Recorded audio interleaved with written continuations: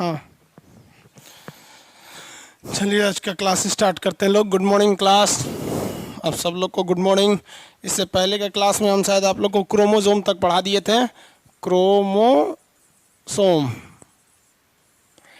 यहाँ तक समझाया था। आगे का क्लास देखना था हम लोग को। क्रोमोसोम के आगे कहाँ तक थे, शायद डीएनए भी बताए थे। आज थोड़ा सा उसके आगे बता के सेल के चैप्टर को ख़त्म करेंगे हम लोग। डीएनए जो होता है वो भी कहाँ पाया जाएगा भाई, क्रोमोसोम में ही पाया जाएगा। तो चलिए अब थोड़ा सा आगे डिटेल से देखते हैं इसको। देखिए इससे पहले वाले क्लास को तो आप लोग को पूरा बता दिए थे। आप लोग को केंद्रक से लेके ए टू जेड चीज़ें बता दिए थे क्लास के बारे में कि कहाँ से क्या क्या चीज़ें थी, केंद्रक क्या था, लाइसोसोम क्या था। ये सारी चीज़ें आपको फ्राइडे तक के ही क्लास में बता दिए थे। क्रोमोसोम और हमको याद है वहाँ तक डीएनए के बारे में भी समझाए थे। हाँ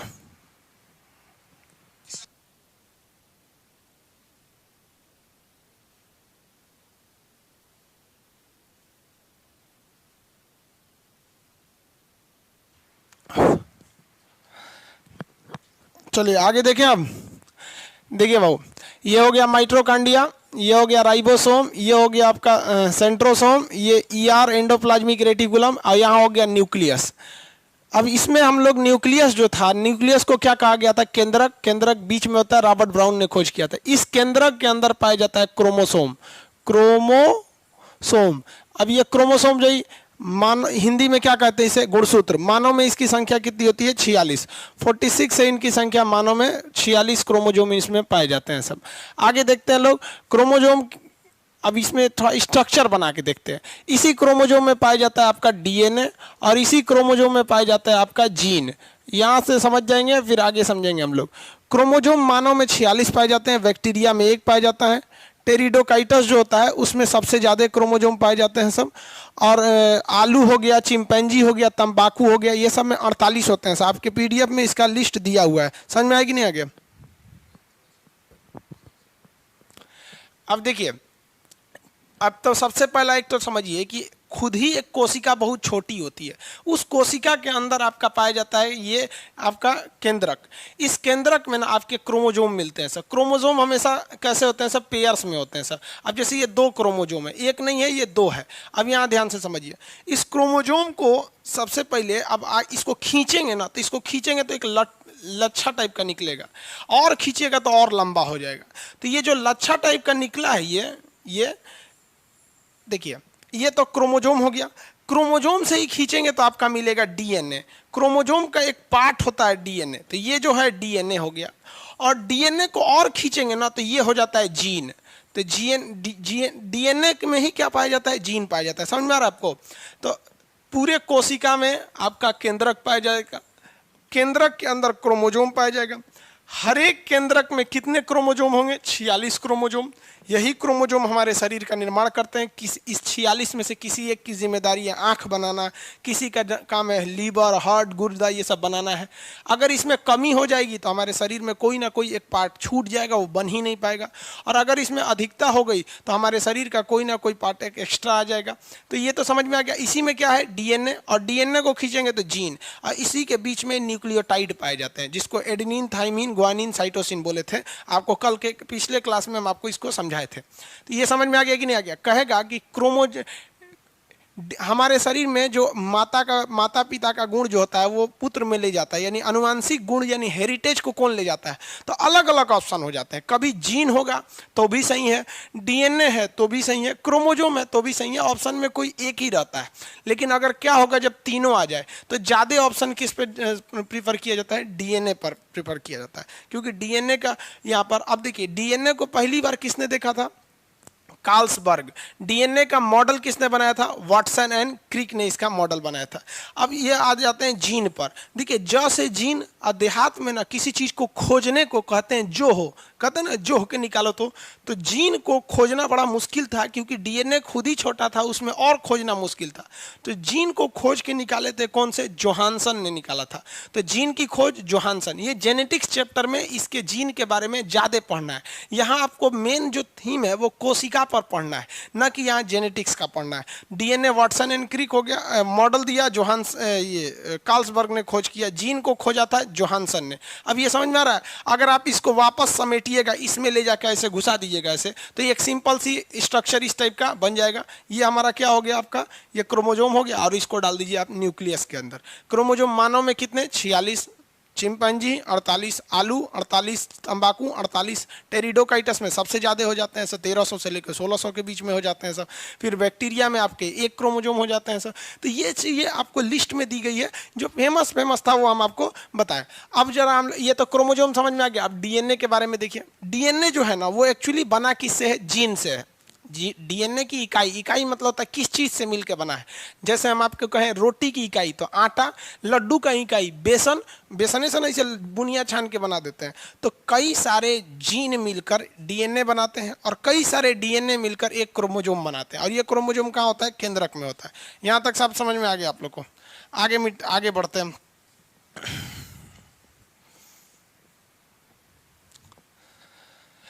आगे डीएनए देखिए, डीएनए ये तो जीन हो गया, इसी से ना बना हुआ है आपका। ये सब छोटे छोटे क्या है सर, जीन है सब। अगर आप अकेले देखेंगे तो जीन, मिला देंगे तो क्या हो जाएगा आपका डीएनए। डीएनए में ये बीच में क्या होता है सर, न्यूक्लियोटाइड। ये इसे क्या कहा जाता है, न्यूक्लियोटाइड कहते हैं। ये 4 टाइप के होते हैं, एडेनिन, थाइमीन, ग्वानिन और साइटोसिन। ये 3 होते हैं सर, 4 होते हैं सर। एटीजीसी शॉर्टकट में क्या याद रखना है, एटीजीसी, यही याद रखिएगा। एटीजीसी काम करता है, एडेनिन, थाइमीन, ग्वानिन, साइटोसिन। पूरा नाम ना याद रखें, एटीजीसी याद रखेंगे, ऑप्शन के हिसाब से याद हो जाएगा। और वैसे भी आपके पीडीएफ में तो दिया ही है। इसमें डबल बॉन्ड होता है, उसके बाद ट्रिपल बॉन्ड होता है। पहले 2 आता है तब ना 3 आता है। तो एडेनिन, थाइमीन, ग्वानिन, साइटोसिन। अगर हम थाइमीन को काट कर बताएंगे फटाफट, थाइमीन को काट कर क्या लगा दें, यहां पर क्या लगा दें कि ये आरएनए बन जाए। इससे पहले वाले क्लास में बताए थे, आंसर देंगे लोग फटाफट। डीएनए के जो नाइट्रोजन बेस होता है, डीएनए में वो नाइट्रोजन बेस में से अगर हम थाइमीन को काट दें और थाइमीन की जगह पे ऐसा क्या चीज जोड़ दें कि वो आरएनए बन जाए, फटाफट आंसर देंगे। आंसर देंगे uracil. Shashikant Yadav ji, uracil, good. Protein गलत बात है भाई, ये कौन बोल रहे हैं प्रोटीन, प्रवीण कुमार जी गलत है। यूरेसिल सही है, यूरेसिल गुड। यूरेसिल जोड़ देंगे तो हो जाएगा। आगे देखते हैं, यूरेसिल, सबका आंसर सही है। चलिए आगे देखिए। अब थोड़ा सा हम इतना तो पता है कि अगर हम आपको डीएनए दे दे तो आप क्या बना सकते हैं, आरएनए। ये भी तो बात हो सकता है, आरएनए देंगे तो डीएनए भी बना सकते हैं, यूरेसिल काट के थाइमीन बना देंगे। 1-2 क्वेश्चन और बताइए फटाफट, टाइम नहीं लगना चाहिए। डीएनए के बारे में हम पूछते हैं, डीएनए के बारे में फटाफट बताएंगे। कौन सा एलिमेंट या कौन सा तत्व पाया जाता है, फटाफट। ये क्वेश्चन पूछा हुआ है बाबू, ये सब आपको लिखना नहीं, दिमाग में होना चाहिए एकदम। डीएनए में कौन सा तत्व, आंसर मिलना चाहिए हमको तुरंत। डीएनए में कौन सा तत्व पाया जाता है,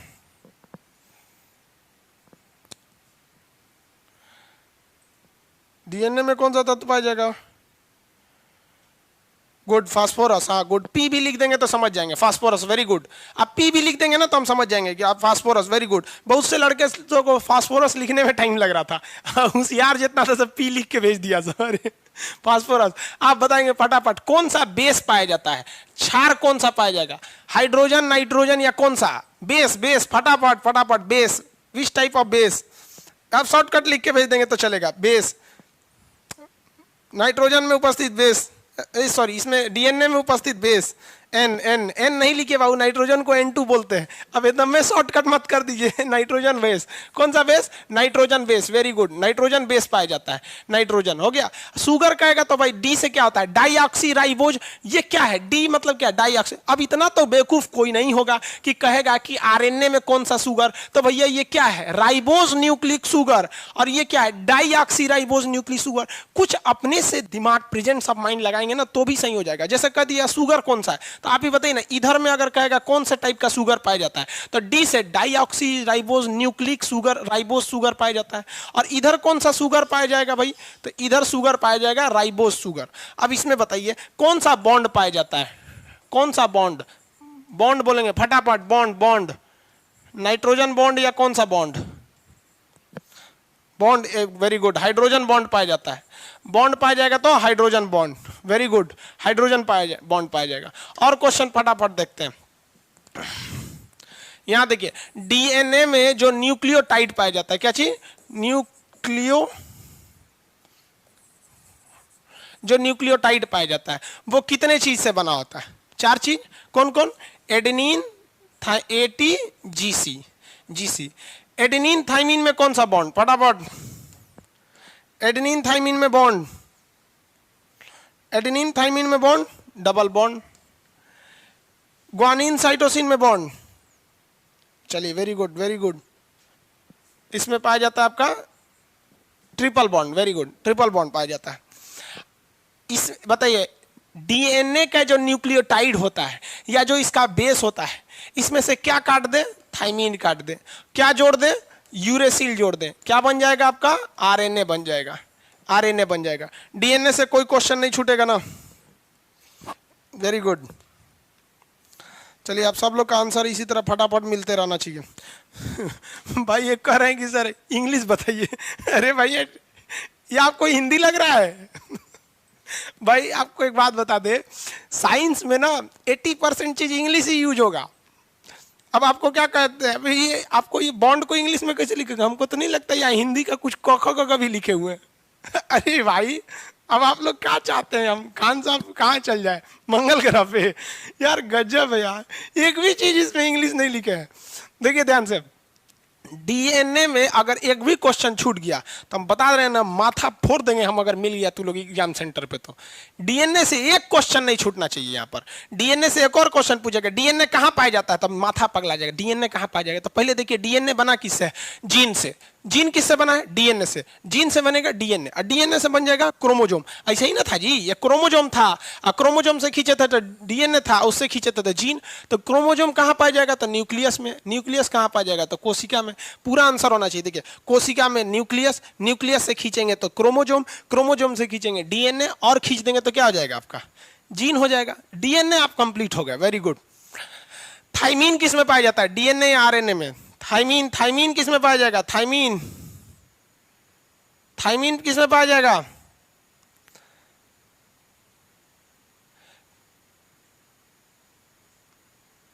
थाइमीन डीएनए में, वेरी गुड। यूरेसिल किस में पाया जाएगा, यूरेसिल, यूरेसिल पाया जाएगा आपका आरएनए में। अब ये तो डीएनए हो गया आपका। माता पिता का गुण यानी हेरिटेज या जेनेटिक्स या अनुवांशिक जो कहिए, खानदानी गुण कहाँ एक मतलब वंश से दूसरे वंश में कौन लेकर जाता है, डीएनए लेके जाता है। नहीं रहेगा तो मार दीजिएगा, जीन लेके जाता है। वो नहीं रहेगा तो मार दीजिएगा आपका क्या चीज, क्रोमोजोम लेके जाता है। और एक बार नीट के एग्जाम में पूछा था कि हेरिटेज का ट्रांसफर कौन करता है, जो जेनेटिक्स का, तो उसमें एसिड लिखा था। तो ध्यान से समझिए ना, डीएनए भी तो क्या है, एसिड है ना, है डाईऑक्सीराइबोज न्यूक्लिक एसिड, यही ना है जी। वायरस वगैरह में कौन लेके जाता है, आरएनए लेके जाता है, याद रखिएगा। आपसे हमेशा कंफ्यूजन पूछेगा कि डीएनए में और आरएनए हम लोग में कौन अनुवांशिक लेके जाता है, डीएनए लेके जाता है। तो डीएनए हमारा लड़का जो होगा वो भी आदमी की तरह होगा। ऐसा नहीं होगा कि आंख फूकेगा, ऐसे पंख लेके उड़ेगा, I am the son of Khan sir, ले आओ डायनासोर ऐसा आंख फूकेगा, ऐसा थोड़े फूकेगा। सोच रहा हमारा डीएनए में 46 क्रोमोजोम है, यही ना है, यही लेके जाता है। लेकिन जो वायरस वगैरह होते हैं सब, उसमें क्या होता है, आरएनए होता है। अब डीएनए और आरएनए में एक खराबी क्या है, ये बहुत देरी से बनता है। डीएनए जो होता है ना, रेप्लिकेट मतलब बहुत देरी से करता है, जबकि आरएनए फटाफट हो जाता है। तो देखिएगा जितने वायरस होते हैं, कोरोना वायरस क्या है, आरएनए है। कोरोना वायरस क्या है भैया, आरएनए है, फटाफट बन जाता है, एक को हुआ दूसरे को हो जाता है कोरोना। आगे बढ़े, आरएनए बता देते हैं, आरएनए। इससे ज्यादा क्वेश्चन नहीं आते हैं आरएनए से, लेकिन जो आते हैं हम फटाफट आपको बता देते हैं। आरएनए का पूरा नाम होता है राइबोज न्यूक्लिक एसिड, इसमें तो किसी को कोई दिक्कत नहीं है। आरएनए का पूरा नाम क्या हो गया, राइबोज न्यूक्लिक एसिड। आगे बढ़े, राइबोज न्यूक्लिक एसिड। आरएनए जो होता है ये बड़े जीवों में डीएनए जो होता है जेनेटिक गुण का ट्रांसफर करता है, जबकि आरएनए जो होता है वो छोटे जीवों में करता है। अब दोनों में अंतर देखिए, एक स्ट्रक्चरल अंतर पूछ देता है। देखिए ये जो शेप आप देख रहे हैं, ये शेप डीएनए का है, ये शेप डीएनए का है। लेकिन अगर इसमें से एक साइड का काट देंगे ना, इस शेप में कर देंगे, केवल एक सिंगल ऐसे,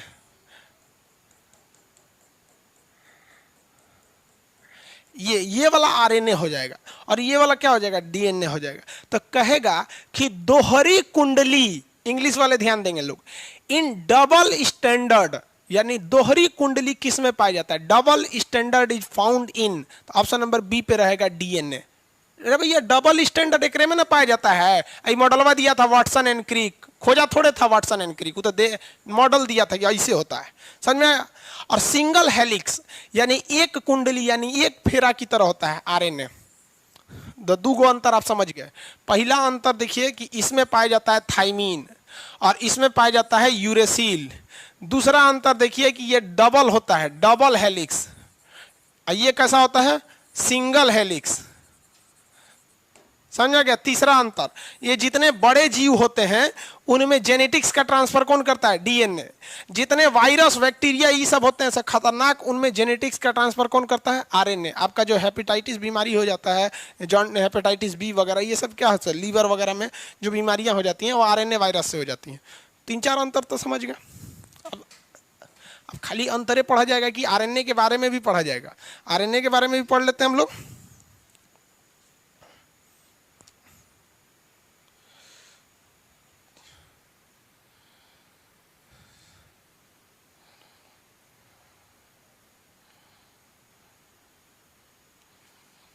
बोर्ड का कलर चेंज कर दें। अरे भाई अब आप बोर्ड पे तो ठीक दिख ही रहा है जी, कहाँ कलर है, हम भी मोबाइल में देख लेते हैं ताकि आप लोग को कैसा दिख रहा है हमको भी समझ में आ जाए। तो कलर तो ठीक है दिख रहा है, अब मोतियाबिंद वाला है सब क्या इसमें कई तो चलिए देखिए यहाँ ध्यान से, ऊपर में हल्का सा चमक रहा होगा, ऊपर की लाइट बंद करेंगे तो हम दिखेंगे ही नहीं, एक तो हम अपने काला है।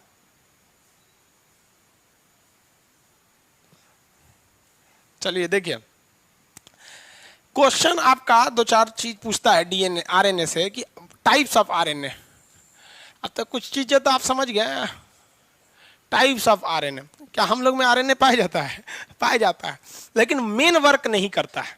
जिस तरह से मोटरसाइकिल में आजकल जितना भी मोटरसाइकिल खरीदेगा उसमें एगो सेल्फ स्टार्ट देता है, दाबिया खरखरा के स्टार्ट हो जाता है, एगो किक देता है मार ऐसे, यहाँ पर समझ आ गया कि नहीं आ गया, तो किक भी देता है और वो भी देता है, थोड़ा सा कम कर दो वहाँ पे।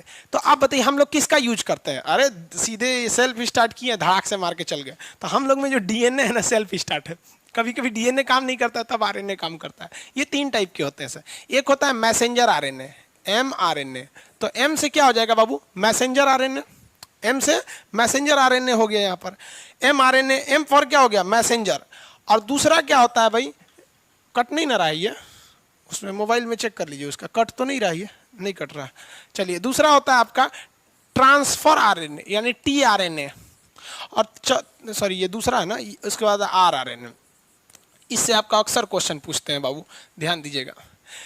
Main purpose of RNA is to produce protein. RNA का मुख्य काम होता है ना प्रोटीन निर्माण में सहायता करना। लेकिन आपसे बायोलॉजी में अजीब टर्म पूछेगा, कहेगा, इंग्लिश वाले और हिंदी वाले दोनों समझेंगे, which part of in our cell is responsible to produce or to help in the synthesis of protein। अब बताइए सिंथेसिस मतलब क्या होता है, हिंदी में कहेगा संश्लेषण, कहेगा कोशिका का कौन सा अंग है जो प्रोटीन संश्लेषण में सहायक है। देखिए प्रोटीन तो बनाता आरएनए है, लेकिन सहायता कौन, सॉरी प्रोटीन तो बनाता राइबोसोम है, सहायता कौन करता है आपका आरएनए। तो जब कभी भी याद रख लीजिएगा, कहीं कलम से लिख लीजिए कि संश्लेषण, इंग्लिश में कहते हैं उसे सिंथेसिस। सिंथेसिस का मतलब होता है किसी चीज को बनाना, जैसे फोटोसिंथेसिस प्रकाश संश्लेषण। तो संश्लेषण जब भी कहेगा तो आपका मतलब समझिएगा कि वो किसी न किसी चीज को बना रहा है, तो प्रोड्यूस कर रहा है, बना रहा है। तो ये जो होता है ना, ये क्या करता है, सहायता करता है, सहायक है। किस चीज में सहायक है, तो प्रोटीन संश्लेषण में, प्रोटीन संश्लेषण में। अब बार बार हर चीज को नहीं लिखेंगे बाबू, कुछ चीजें याद रख लीजिए। जैसे आपको याद है ना कि दुबे जी माने पंडित जी हैं, मिश्रा जी माने पंडित जी हैं, यादव मतलब यादव जी लिखे माने ग्वाला हैं, एक वर्मा जी लिखे माने सोनार हैं। ये सब चीज पता है ना कि सिंह लिखे हैं तो राजपूत है, पता है कि नहीं लिखे हैं। अब खान लिखे हैं तो पठान है, ऐसे पता है। ऐसे ही बायोलॉजी के टर्म्स याद रखिए, कौन कौन चीज को लिखेंगे। कैटाबोलिज्म मतलब काट देना, एनाबोलिज्म जोड़ देना, संश्लेषण बना देना, ये सब चीजों को धीरे धीरे याद रखिए। खैर बायोलॉजी खत्म होते होते याद हो जाएगा। देखिए अब प्रोटीन का जो बनना होता है बाबू, प्रोटीन जो संश्लेषण, हम बार बार यूज करते हैं सिंथेसिस, संश्लेषण, प्रोटीन संश्लेषण जो है वो एक एनाबोलिज्म है। एनाबोलिज्म, एनाबोलिज्म क्या होता है? तो एनाबोलिज्म मतलब होता है निर्माण करना, किसी चीज का निर्माण कर देना एनाबोलिज्म कहलाता है। अब ये निर्माण कैसे होता है? तो 20 जो होते हैं ना एमिनो एसिड, 10 + 10 बराबर, 10 + 10 बराबर कितना हो जाएगा? 20 एमिनो एसिड, एमिनो एसिड। अब इस पे कोई नहीं कहिएगा हिंदी लिखिए कि इंग्लिश, हिंदी इंग्लिश दोनों होता है एमिनो एसिड का। हमको टोटल कितने एमिनो एसिड चाहिए? 20 टाइप के एमिनो एसिड चाहिए, तो हमें एक ठो प्रोटीन मिलेगा। आप जरा याद कीजिए, कितने लोग हम देखते हैं कमेंट करके फटाफट आंसर देते हैं कि कितने एटीपी चाहिए थे एक ग्लूकोज बनाने के लिए। ग्लूकोज बनना भी तो एनाबोलिज्म था, क्योंकि कई एटीपी मिलकर क्रेब्स साइकिल चल रहा था माइटोकॉन्ड्रिया में, वहां से बन रहे थे। कितने एटीपी चाहिए? एटीपी कितने चाहिए? फटाफट आंसर देंगे। How many ATP required to made 38? Very good, लगभग सबका 38 आ रहा है। 33 कौन बोलता है? 38 वेरी गुड, 38 एटीपी। बस आप 38 लिख देंगे, हम समझ जाएंगे। 38 एटीपी नहीं भी लिखेंगे तो समझ जाएंगे हम। 38 एटीपी चाहिए, वेरी गुड। तो आप बताइए, छोटे छोटे चीज को जोड़कर बनाना क्या कहलाता है? एनाबोलिज्म कहलाता है। अब बताइए, खाना का पचना क्या एनाबोलिज्म है? नहीं भैया, ये तो कैटाबोलिज्म है। बड़का रोटी खाइएगा, कूच काच के पचा देता है।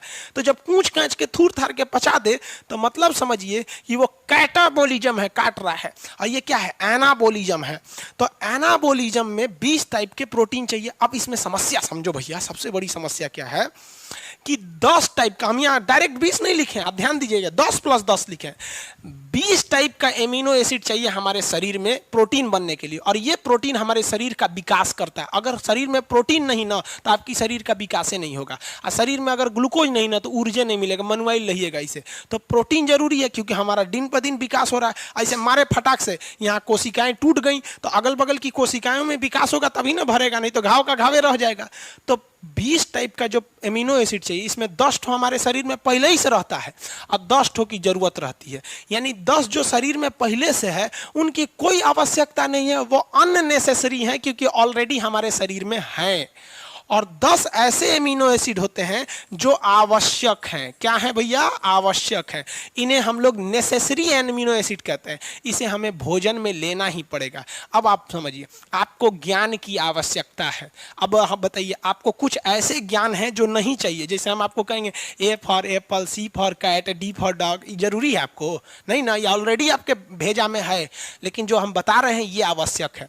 तो सबसे बड़ा दिक्कत हमारे शरीर में हो जाता है कि हम जब खाना खाते हैं ना, तो उस खाने में कई टाइप के एमिनो एसिड रहते हैं। जो चाहिए वो भी है, जो नहीं चाहिए वो भी है।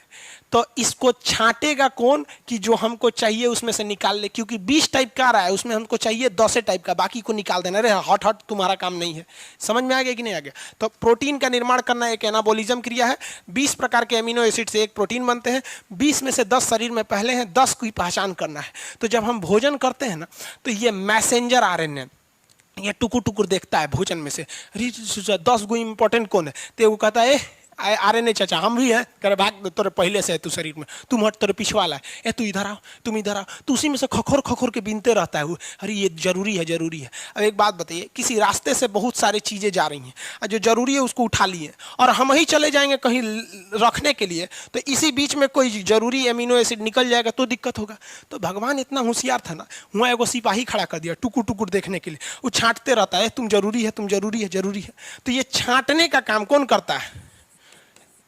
छांटने का काम, देखिए छांटने सही लिखे हैं ना, हमको गलती हो जाता है हिंदी लिखे, मैसेंजर RNA करता है। ये छांट लेता है, और ये ससुरा इतना होशियार है कि अपने जगह से हिलता नहीं है। कहता है कि जाएंगे तो कोई वो भाग जाएगा, लूप दे। लूप दे मतलब समझते हैं? स्लोली। लूप दे भाग जाना मतलब स्लोली गॉन अवे। तो भाग गया, वहां से भाग जाएगा, इसलिए यही खड़ा रहता है। और ये बुलाता है tRNA, इसे कहते हैं ट्रांसपोर्ट RNA या ट्रांसफर RNA। कहता है कि ये चाचा इधर आइए, हम पकड़ के रखे हैं खूब ज्यादा, ये लीजिए, आप लेके जाइए। हम लेके जाएंगे तो सोचा यहाँ से दूगोल भाग जाएगा। तो बताइए, आवश्यक एमिनो एसिड की पहचान कौन करता है? कौन? mRNA यही कहता है, पहचान करता है। लेकिन इस आवश्यक एमिनो एसिड को लेकर कौन जाता है? तो परिवहन का काम, ट्रांसपोर्टेशन का काम ट्रांसफर आरएनए, इसीलिए इसका नाम पड़ गया टीआरएनए। अब ये ससुरा लेके कहां जा रहा है? कहां लेके जा रहा है? कितने लोग बता सकते हैं भैया लेके कहां जाएगा? एमिनो एसिड को कहां लेके जाएगा? ये बताइए, फटाफट आंसर दीजिए, हम नहीं देंगे आंसर, आप बताइए। ये तो हम बता दिए कि ये पहचान कर लेगा आवश्यक एमिनो एसिड को, ये लेके जाएगा, कहां लेके जाएगा? फटाफट बताइए, आंसर दीजिए, कहां लेके जाएगा?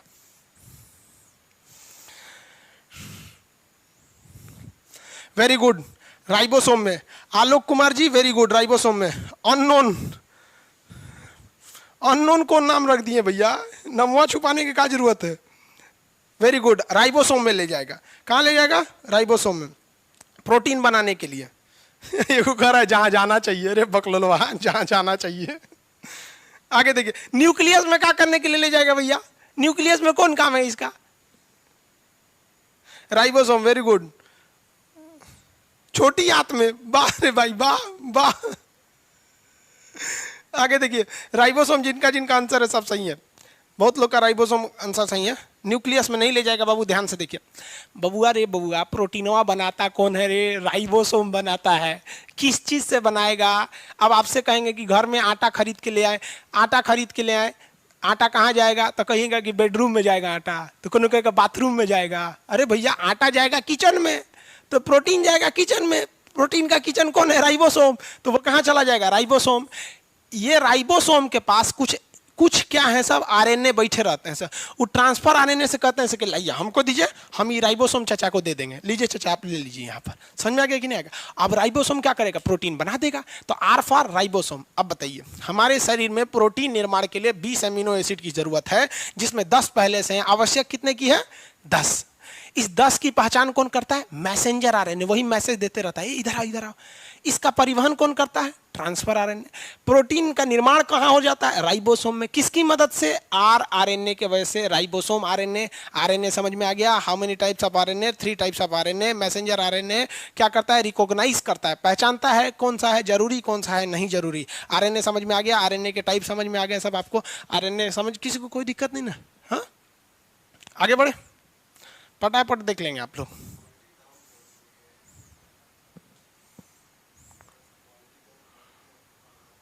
हो गया?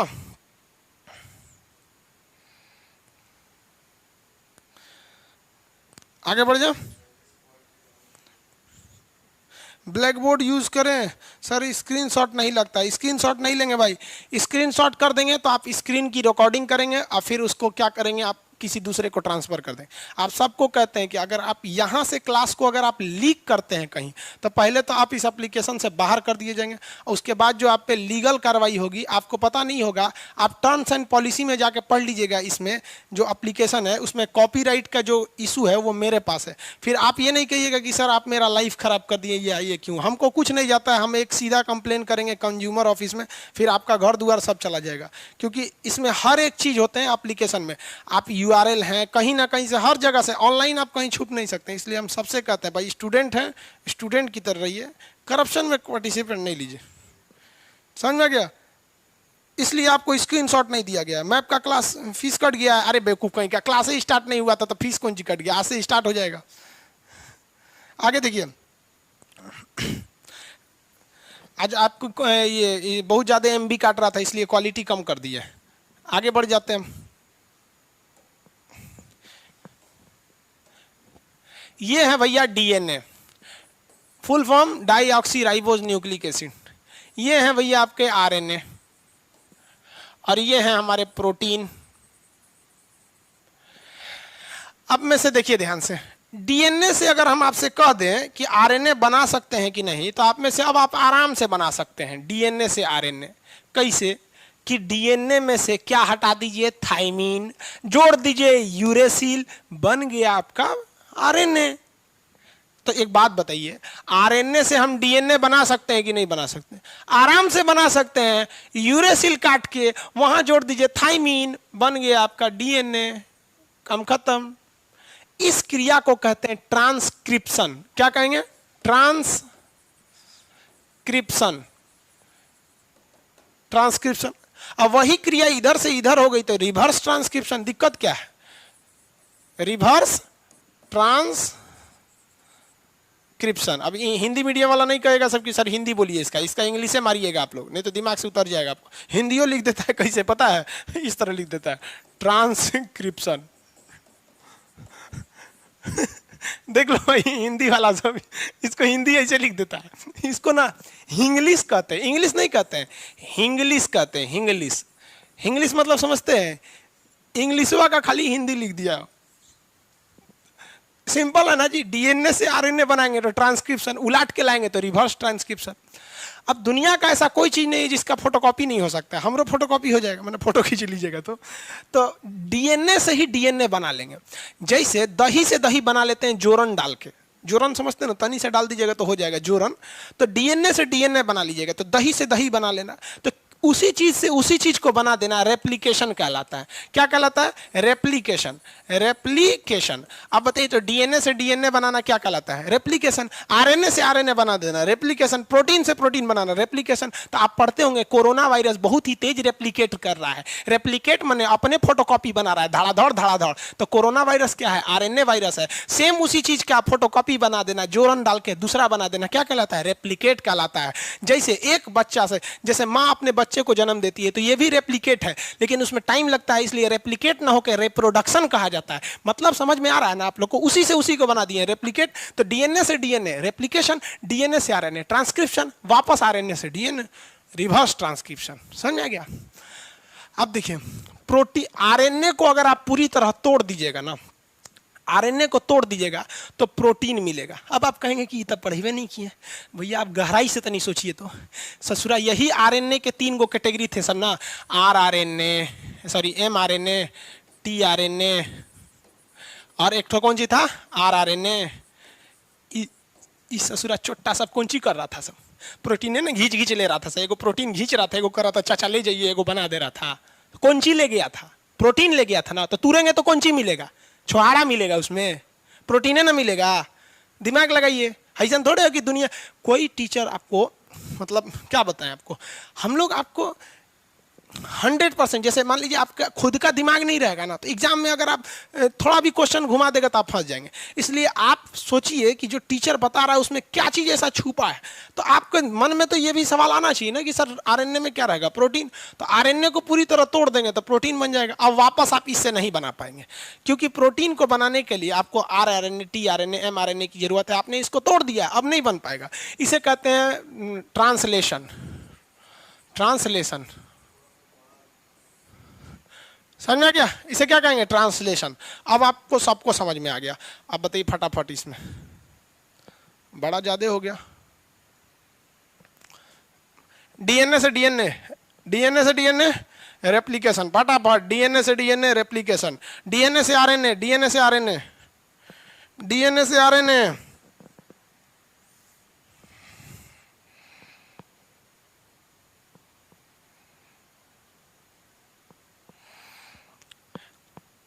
आरएनए से डीएनए,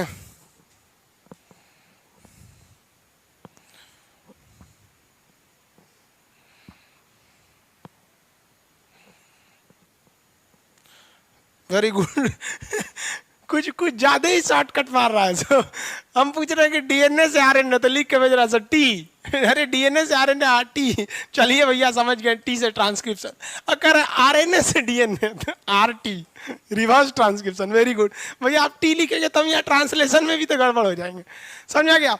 वैसे आपकी भावनाओं को हम समझते हैं, अच्छा लगता है जब आप फटाफट आंसर देते हैं, तो दिक्कत नहीं है किसी को इसमें। इतना क्वेश्चन आपके रेलवे के बायोलॉजी के लिए एनफ है। समझ आ गया कि नहीं आ रहा है? रेलवे के लिए। अब इसमें कोई मेडिकल की तैयारी तो नहीं ना कर रहा है एम्स वगैरह के लिए, उसके लिए ये बायोलॉजी नहीं, उसकी बायोलॉजी अलग ही होती है, क्योंकि डॉक्टर बनना है आपको, तो खखोर के पूछेगा।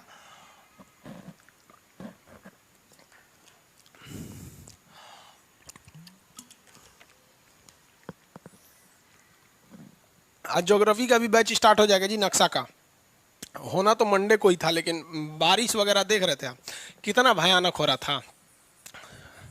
सेल डिवीजन हिंदी में क्या कहेंगे? कोशिका विभाजन। इतने दिन क्लास में, एक हफ्ता तो हो ही गया क्लास का लगभग लगभग, एक चीज तो आपको दिमाग में बैठ गया होगा, कोशिका विभाजन का मतलब ये नहीं होता है कि तोड़ के अलग कर देना, मतलब होता है उसको दो भाग में नया बना देना। उसी को क्या कहते हैं? कोशिका विभाजन, सेल डिवीजन। ये 3 टाइप का होता है। आपसे क्वेश्चन पूछेंगे तीनों टाइप का, एकदम सिंपल होता है, बच्चा की तरह याद रखिएगा। कैसे? देखिए, तीनों टाइप का पहले हम यहाँ नाम लिख देते हैं। सेल डिवीजन कितने टाइप के होंगे? तो भैया 3 टाइप के होंगे सब, हिंदी में और इंग्लिश दोनों। देखिए, एक होता है असूत्री, असूत्री विभाजन, इंग्लिश में इसे कहते हैं ए माइटोसिस, ए माइटोसिस। और एक दूसरा होता है समसूत्री विभाजन, समसूत्री विभाजन, इसे हम लोग कहते हैं माइटोसिस। देखिए, कहीं कहीं हिंदी मदद करता है, कहीं कहीं इंग्लिश मदद कर देता है। और एक होता है अर्धसूत्री विभाजन, अर्धसूत्री विभाजन, इंग्लिश में कहते हैं इसे मियोसिस, मियोसिस। देखिए, इसमें आपको इंग्लिश थोड़ा भी मदद नहीं करेगा, लेकिन हिंदी बड़ा मदद कर देगा। असूत्री विभाजन और समसूत्री विभाजन, अर्धसूत्री में क्या होता है? देखिए, ये जब भी होता है ना, एकदम छोटे जीव, जितना छोटा जीव होते हैं, जैसे प्रोकैरियोटिक, प्रोकैरियोटिक। अब देखिए भैया, प्रोकैरियोटिक इतना तो बताए थे। जो माइक्रो ऑर्गेनिज्म होते हैं, जिन्हें माइक्रोस्कोप से झांक कर देखना पड़ता है, वो प्रोकैरियोटिक में चले आते हैं सब, एकदम छोटे जीव। बड़े बड़े जीव, मच्छर उच्छर नहीं, माइक्रोस्कोप से जिसे देखना पड़े उसे क्या कहते हैं? प्रोकैरियोटिक। एक जनरल सी ये परिभाषा है, न कि ये एकदम कोई ओरिजिनल फार्मूला है। समझ आएगा कि नहीं आएगा? तो ये उसमें पाया जाता है। ये होता क्या है? देखिए, इसमें ना असूत्री, कोई सूत्र उत नहीं लगता है, कोई नियम कानून नहीं लगता है, एक से दूसरे का निर्माण हो जाना असूत्री विभाजन कहलाता है। कैसे? जैसे मान लीजिए कि कोई कोशिका थी। अब आपको पता है कि जितने छोटे जीव होते हैं, ये प्रोकैरियोटिक में ज़्यादा कोई तामझाम होता नहीं है। इसमें केवल एक तो राइबोसोम होता है और माइटोकांड्रिया होता है जो ऊर्जा बना देता है, एक तो न्यूक्लियस हो जाते हैं, सब काम खत्म। तो इसमें मान लीजिए ये माइटोकांड्रिया, राइबोसोम, इसमें 2-4 ठो अंग थे सब यहाँ पर। अब जब इसे कोशिका विभाजन करना है ना, जानिए, जब इसे रिप्रोडक्शन करना है, तो ये क्या करेगा? ये सेल बीच में से पचक जाएगा, बीच में से पचक गया। अब कुछ दिन बाद ये बीच वाला आधा हो जाएगा, हो गया। तो 1 से 2 का निर्माण हो गया कि नहीं हो गया? तो इसे क्या कहते हैं? असूत्री विभाजन। अब इसे नॉर्मली समझिए, जब कभी आप लोग देहात में भौरी बनाते हैं, भौरी समझते हैं, लिट्टी, उसमें भंटा का चोखा बनता है, तो लिट्टी देखेंगे ना, तो आटा का लोई देखिएगा। तो आटा का जब लोई साना जाता है ना, तो लोइया जब बड़ा हो जाता है, तो घर की महिलाएं क्या करती हैं? लोइया को ऊपर से दाब के और नीचे से हल्का से काट के निकाल देती हैं, जो सिसरा छोट हो गया यहाँ पर। तो जब आपको इतना बड़ा लोई दे दिया जाए आटा का, और उसमें कह दिए जाए 2 गो रोटी बनाइए, तो इतना बड़ा गोला है ना, तो उसको बीचवा में से आप दाब देंगे और दाब के 2 ठो निकाल लेंगे। यही होता है असूत्री विभाजन। ये केवल छोटे जीवों में होता है, हम लोग में नहीं होता है ये सब चीज़ें। तो असूत्री विभाजन में कोई नियम कानून नहीं लगता है। एक कोशिका जो होती है वो 2 भाग में बढ़ जाती है, एक मदर सेल 2 डॉटर सेल में बढ़ जाती है। इसे हम लोग क्या कहते हैं? असूत्री विभाजन। इसके बारे में डिटेल से चर्चा आपको रिप्रोडक्शन चैप्टर में पढ़ना है। आप खुद समझ रहे होंगे, आप भी समझदार हैं, यहाँ तक आए हैं, आप ग्रेजुएशन के स्टूडेंट होंगे, इंटर पास होंगे या इंटर में होंगे, तो इतना तो समझ में आ रहा होगा कि एक ही चैप्टर में आपको पूरा बायोलॉजी का कंसेप्ट तो नहीं आ सकता है। यहाँ आप देखे होंगे, अगर हमारे पढ़ाने को, तो आप देखे होंगे कि मेन फोकस हम कोशिका पर रख रहे हैं, सेल चैप्टर है। आगे रिप्रोडक्शन आएगा, वहाँ टोटली बताएंगे कि इसमें मुकुलन क्या होता है, विवर्सन क्या होता है, विसरण क्या होता है, कई चीज़ें होती हैं, तो वो वहाँ बताएंगे। अभी बताएंगे तो आप कहेंगे बायोलॉजी बहुत टफ है। तो जब एकदम छोटे छोटे जीव को 2 भाग में बांट देना क्या कहलाता है? असूत्री विभाजन। इसमें कोई नियम कानून लगता है?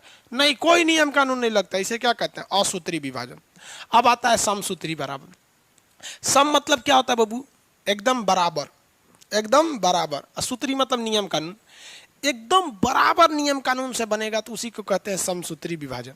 ये समसूत्री विभाजन क्या होता है? देखिए, मान के चलिए हमको, मेरे ऊपर मान लीजिए कोनो एगो ईंटा गिर गया धड़ाक से, कंधा पे गिर गया, यहाँ पर सपोज कीजिए कंधा पे, यहाँ पे 100 ठो कोशिकाएं टूट गई, 100 सेल डैमेज हो गए। तो ज़रूरी यही है कि अगल बगल की जो कोशिकाएं हैं वो कोशिका विभाजन करें, सेल डिवीजन करें, और यहाँ जो 100 कोशिकाएं टूटी हैं उन 100 कोशिकाओं को दोबारा निर्माण कर दें।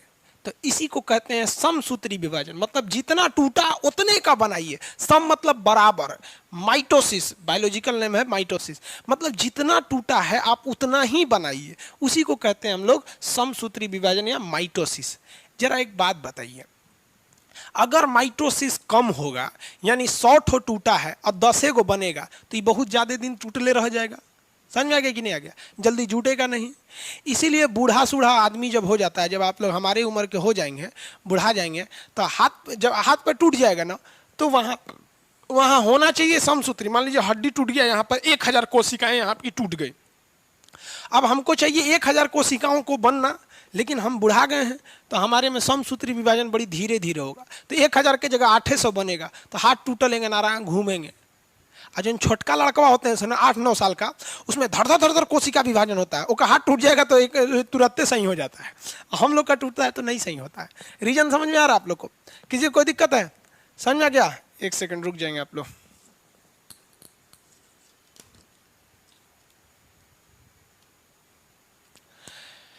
समसूत्री तो समझ रहे हैं आप लोग? समसूत्री समझ में आ रहा है?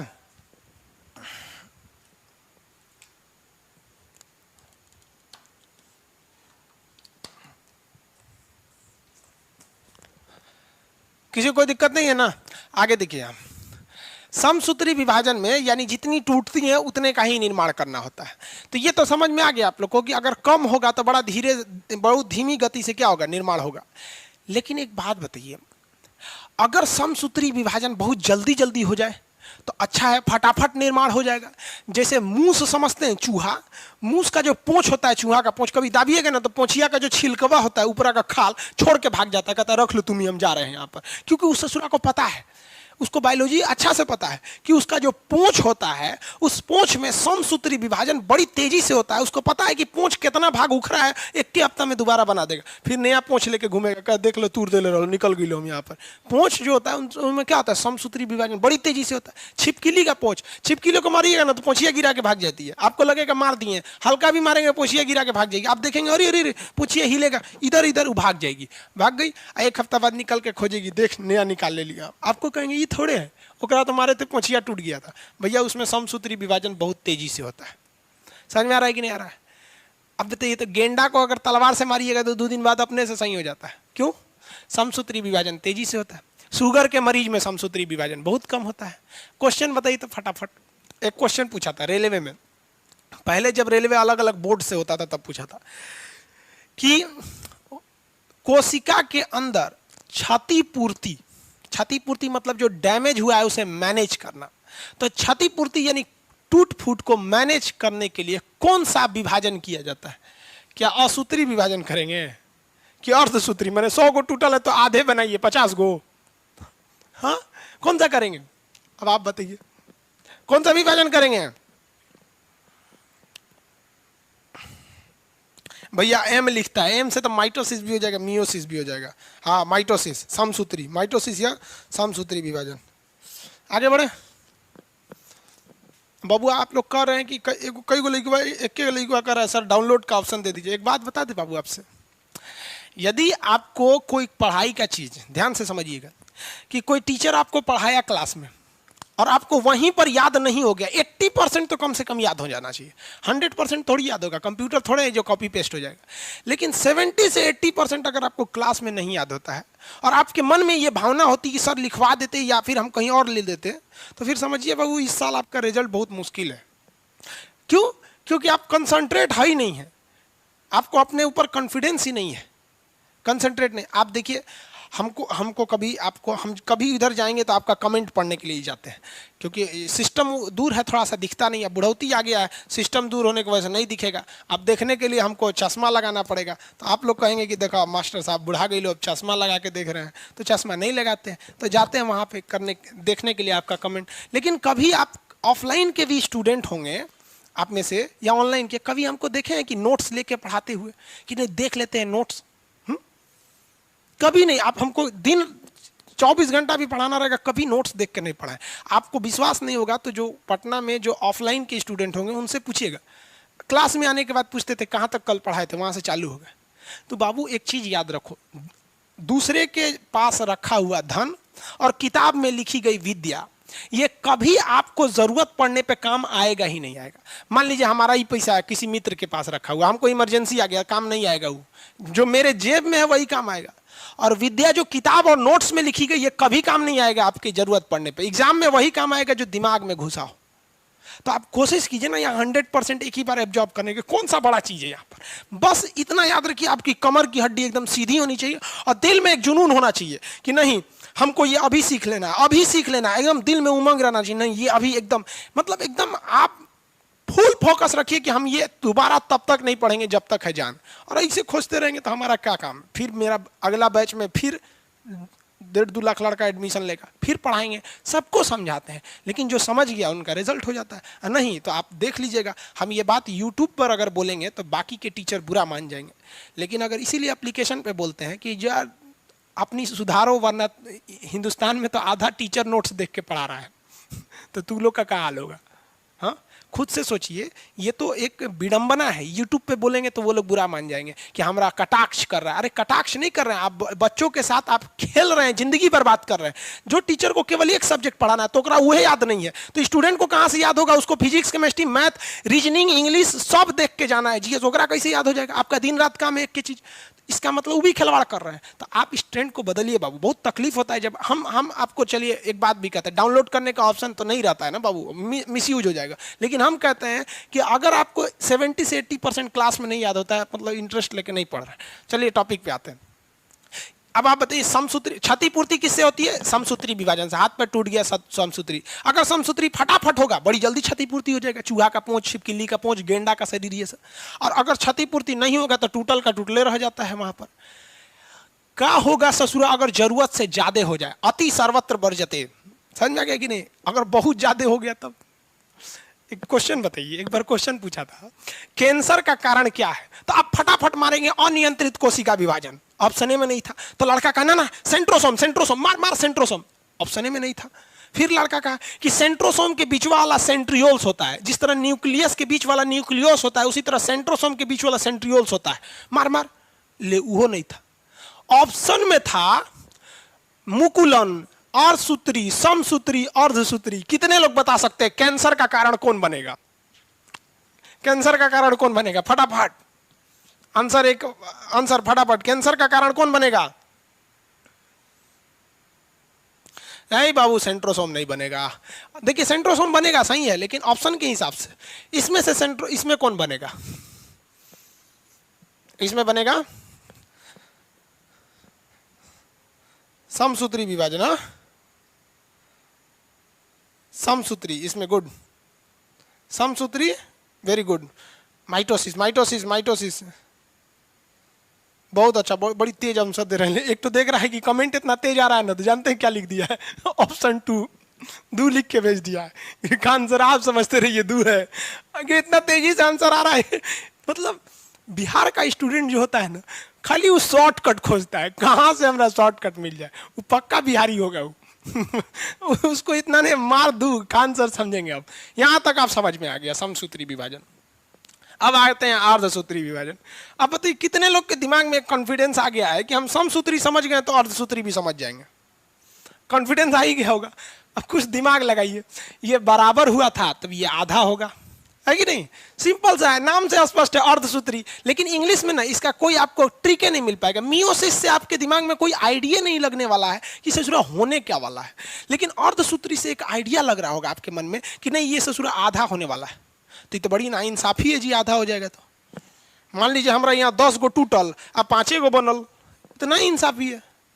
तो कहाँ ऐसा जरूरत रहेगा जहां आधा हो जाए और घाटा भी ना लगे? ऐसा कुछ होता ना, जैसे अगर कोई कहे कि खान साहब जहर पी लीजिए, और कोई कहे आधे पियो तो फायदा हो जाएगा, है कि नहीं? कहीं आधा में बच जाए तो ऐसा क्या होगा? समसूत्री में तो आप समझे कि 10 गो टूटा 8 गो बना तो ही दिक्कत है, 10 गो टूटा 10,000 बन गया तो कैंसर ही हो जाएगा। यानी बराबर होना चाहिए। इस साला सीधे कहता है कि आधा करबे करेंगे, मतलब सीधा कंफर्म कर दिया हम आधा करेंगे। तो कहाँ ऐसा जरूरत होगा आधा में? हाँ, कोई आइडिया लग रहा है? देखिए कमेंट करके कितने लोग बता रहे हैं कुछ आइडिया लग रहा है।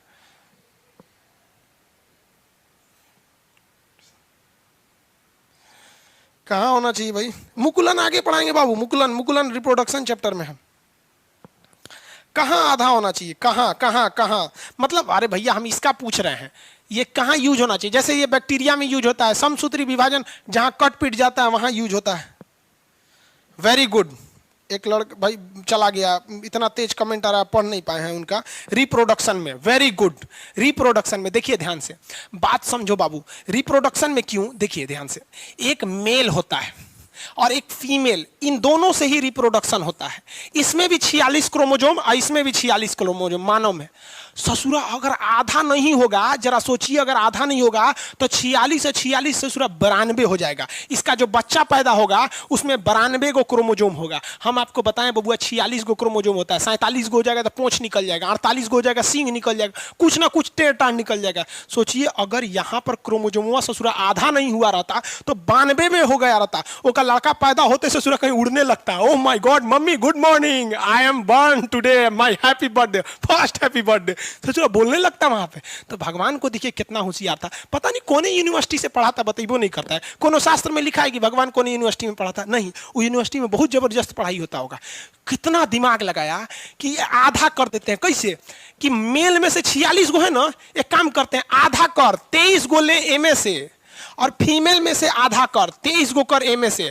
अब बताओ बबुआ 23 एमए से 23 एमए से, लड़कों में 46, महतारी में भी 46, अब बाबूजी में भी 46, और 46 आधा करके जोड़ दीजिए, बबुओं में 46। बबुआ एकदम बाप पे पढ़ लो, मम्मी पे पढ़ लो, और जहां इस समसूत्री विभाजन होते बबुआ राक्षस पे पढ़ लो। समझ में आ गया कि नहीं आ रहा है? किसी को दिक्कत? तो बताओ तो बबुआ यहाँ अर्धसूत्री विभाजन जरूरी है कि नहीं है? अब आप बताइए, इंग्लिश मीडियम वाले बताइए, क्या आपको मियोसिस से कोई ट्रिक लग रहा था? नहीं। तो कहीं कहीं आपको इंग्लिश मदद करेगा, जैसे आरआरएनए में मदद कर रहा था, आर से ये है टीआरएनए में मदद कर रहा था, तो कहीं कहीं इंग्लिश वर्ड मदद करेगा, कहीं हिंदी वर्ड मदद करेगा। तो मिलजुल के पढ़ते हैं हम लोग। हाँ, अर्धसूत्री विभाजन जनन रिप्रोडक्शन के समय। अब एग्जामों में ना आजकल खखोर के क्वेश्चन पूछ रहा है, कह रहा है कि मियोसिस इज ऑकर्स इन, यानी अर्धसूत्री विभाजन देखा जाता है, कह रहा है कि रक्त कोशिका में, ब्लड में। तो क्या ब्लड से किसी का बच्चा पैदा हो जाएगा? हमारा ब्लड निकाल के क्यों में चढ़ा देंगे तो प्रेग्नेंट हो जाएगा? नहीं ना। अरे भैया बच्चा कैसे होते हैं? मेल का स्पर्म होना चाहिए और फीमेल का ओवम होना चाहिए, यही ना होना चाहिए। तो देखिए क्वेश्चन कुछ दम नहीं होता है, वो ये देखता है कि आप रटे हैं कि या समझे हैं। जो व्यक्ति समझा रहेगा कि नहीं अर्धसूत्री विभाजन प्रजनन में होता है, जब प्रजनन नहीं दिया है तो हम मेल फीमेल मार देंगे तो भी सही हो जाएगा। मेल फीमेल भी नहीं दिया तो मेल के जगह पे स्पर्म मार देंगे, ओवम फीमेल की जगह ओवम मार देंगे तो भी सही हो जाएगा। समझ में आ रहा है कि नहीं आ रहा है? किसी को दिक्कत? नया शिशु के जन्म लेते समय हो जाएगा। ये सब भ्रूण में, यानी जो बच्चा पेट में रहता है ना उसे भ्रूण कहते हैं, जब तक वो पैदा नहीं हुआ है, चाहे वो 1 महीना का है या 9 महीना का है, जब तक पैदा नहीं हुआ है उसे भ्रूण कहा जाता है। तो ये समझ में आ गया ना अर्धसूत्री विभाजन क्या होता है? किसी को कोई दिक्कत नहीं है? विभाजन कितने टाइप का रे बबुआ? 3। कितना टाइप का? 3। छोटे मोटे जीव, प्रोटोजोआ, ये सब टाइप के जो यूप्रोकैरियोटिक होते हैं जिन्हें देख नहीं सकते, उसमें असूत्री नामे से मतलब हम लोग के लिए नहीं है, ए माइटोसिस बाहर में जाओ, असूत्री विभाजन। क्षतिपूर्ति सेम उतने ही बनाना, छिपकली का पूंछ, गेंडा का शरीर, चूहा का पूंछ, इस सब में समसूत्री विभाजन बड़ी तेजी से होता है। हमारे शरीर में क्षतिपूर्ति समसूत्री विभाजन से होता है, कट पट गया समसूत्री विभाजन से। अर्धसूत्री विभाजन जहां प्रजनन होता है वहां अर्धसूत्री विभाजन। समझ में आ गया कि नहीं आ रहा है? किसी को कोई दिक्कत? Very good.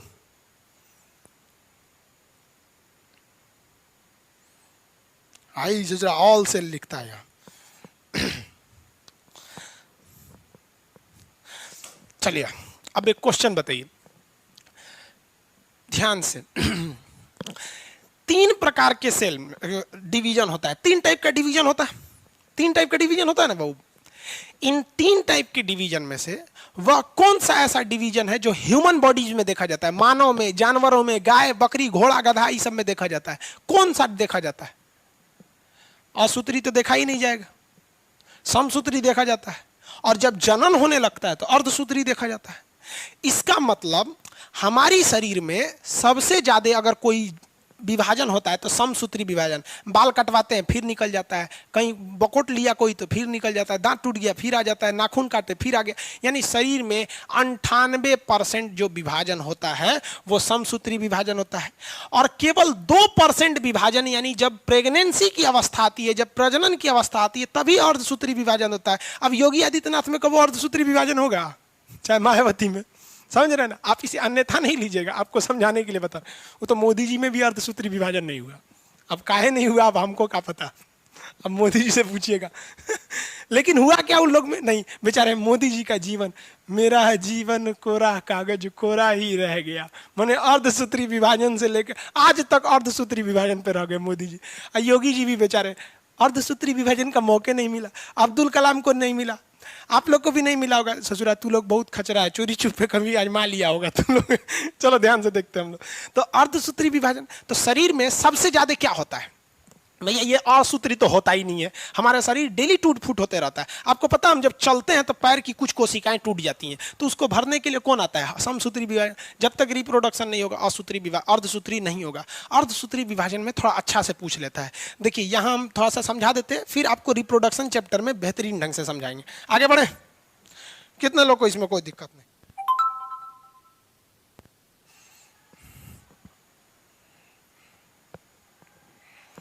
हाँ हाँ, वेरी गुड वेरी गुड। एक तो बायोलॉजी का स्टूडेंट है, कह रहा 44 क्रोमोजोम में माइटोसिस और 2 क्रोमोजोम में मियोसिस। वाह वाह, बायोलॉजी वाले विद्यार्थी अभी समझाते हैं। आप खाली अकेले होशियार बनेंगे? हाँ भाई, सब लोग एक जैसे होशियार रहेंगे। आगे देखते हैं। चलिए, आप लोग का कॉन्फिडेंस देख के अच्छा लगता है। देखो भैया, एगो लड़का इसमें ना, वो इंटर में या मैट्रिक में उसका बायोलॉजी होगा, वो एडवांस बन रहा था। कह रहा था इन 44 क्रोमोजोम माइटोसिस और 2 क्रोमोजोम में मियोसिस। अब बाकी लड़का उसके कमेंट पढ़ के कह रहा है ये तो सीबीएसई बोर्ड का लग रहा है। सीबीएसई देखिए बाबू ध्यान से, हम समझाते हैं आपको अर्धसूत्री विभाजन रिप्रोडक्शन में होता क्या है। पहले यहां समझाते हैं मेल और ये फीमेल। जब इसमें रिप्रोडक्शन होगा तो इसमें क्या होगा? अर्धसूत्री विभाजन। अर्धसूत्री विभाजन, इसी को क्या कहेंगे? मियोसिस। अर्धसूत्री या मियोसिस, शॉर्टकट में लिख दिए अर्धसूत्री, समझिएगा। देखिए बाबू, एक चीज ध्यान से समझिए, जो मेल होता है ना, मेल हो या फीमेल हो, दोनों में तो 46 क्रोमोजोम ही रहेंगे। इसको ध्यान से समझिए। अब कमेंट बंद कर दीजिए बाबू, अब यहां ध्यान से समझिए, थोड़ा टिपिकल टॉपिक है ये। चलिए, यहाँ पे हल्का धुंधला दिख रहा होगा, वो उतना मैनेज कीजिए बाबू। आप लोग अर्धसूत्री लिखे हुए हैं लोग, कौन चीज देखिएगा उसको। चलिए यहाँ समझिए मेन टॉपिक। मेल हो या फीमेल हो, आपको भी पता है फीमेल में 46 क्रोमोजोम होगा है, और मेल में भी 46 क्रोमोजोम होगा। लेकिन इस 46 की 2 कैटेगरी होती है। कौन कौन सी भैया? एक होता है ऑटोसोम। क्या होता है? ऑटोसोम। और एक होता है ऑलोसोम। ऑलोसोम।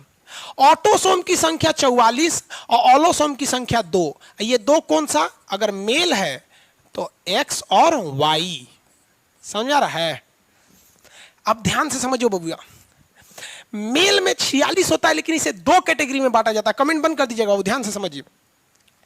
जो 44 होता है ऑटोसोम, और जो बच गए 2 वो होते हैं ऑलोसोम। ऑटोसोम हमारे शरीर का निर्माण करता है। किसका निर्माण करता है? शरीर का निर्माण करता है। और ये ऑलोसोम है, ये सेक्स डिटर्मिनेशन या लिंग का निर्धारण करता है। मतलब ये यही डिसाइड करता है कि हम लड़का बनेंगे कि लड़की बनेंगे। अगर ये एक्स वाला पहले चला गया तो लड़की बना देगा, और वाई वाला पहले चला गया तो लड़का बना देगा। तो क्वेश्चन पूछेगा कि किसी व्यक्ति के लिंग का निर्धारण किया जाता है तो लड़का मार देता है ऑप्शन ए, पिता के आधार पर। बकलवा, पिता के आधार पर। ऑलोसोम होगा तो पिता के आधार पर मार रहा है। पिता में तो यो है कि दादा में से लाए हो भाई। पिता कौन आधार पर मारता है? पिता के आधार पर। ऑलोसोम के आधार पर मार देते हैं। समझ आ रहा है कि नहीं आ रहा है? तो कहेगा शरीर का निर्माण कौन करता है? तो 46 क्या है? क्रोमोजोम। क्रोमोजोम को कितने भाग में? 2। क्रोमोजोम का 44 वाला को कहते हैं ऑटोसोम, जो शरीर बनाता है, और 2 को कहते हैं ऑलोसोम, जो लिंग का निर्धारण करता है। तो यही चीज तो महिला में भी होगा। अरे भैया, इसमें भी तो यही होगा। एक होगा आपका कौन सा? ऑटोसोम, ये क्या बनाएगा? शरीर बनाएगा। इसमें क्या है? 44। और एक होगा ऑलोसोम। ऑटो नहीं, ऑलो, यहां पे ऑलोसोम। अब आप बताओ बबुआ, ये भी कितना होगा? 2। लेकिन इसमें महिला में दोनों एक से एक हो जाएगा। रे बबुआ, एगो बात नहीं देखो जरा ध्यान से, महिला में भी ये 44 गो ऑटोसोम है और पुरुष में भी 44 गो ऑटोसोम है। इत्तेफाक से महिला में भी जो 44 गो जो पुरुष में होता है वही महिला में भी होता है। यानी ये 44 और ये 44 सेम होता है। इसलिए महिला का ब्लड पुरुष में चढ़ा दो, महिला का किडनी पुरुष में लगा दो, पुरुष का फेफड़ा इसमें लगा दो, महिला का दिमाग पुरुष में दिमाग ठीक नहीं रहेगा, महिला में रहने दीजिए। वो दिमाग पुरुष में लगा देंगे फिर दिक्कत हो जाएगा। अब ध्यान से समझिए, महिला लोग बुरा नहीं मानिएगा, ध्यान से समझिए। मतलब उसकी शरीर एक जैसा रहता है। भले वो बिगाड़ लेती है तो क्या करना है, नाखून हेंगा निकाल लेगी, लगेगा जेसीबी का बकोटने वाला है इसे, पुरुष भी निकालेगा तो निकालेगा, कई गो लड़कों निकालता है सब, समझ में आ गया कि नहीं आ गया। महिला में तो देखिए ये 44 को सेम होता है, लेकिन महिला और पुरुष में थोड़ा बहुत चेंजिंग आती है, जैसे दाढ़ी मोछ की चेंजिंग, समझ में आ गया। ये ससुरा ये करता है, ये जैसे शरीर की बनावट में डिपेंडिंग, उनके पास ओवरी होता है, उनके पास यूट्रस होता है, ब्रेस्ट होंगे, मेल के पास ये सब चीज़ें नहीं होते, क्योंकि वो मेन डिसाइड कौन करता है, ऑलोसोम करता है। इसका मतलब महिला और पुरुष में 95% मैटर सेम है दोनों में, समझ में आ गया कि नहीं आ गया।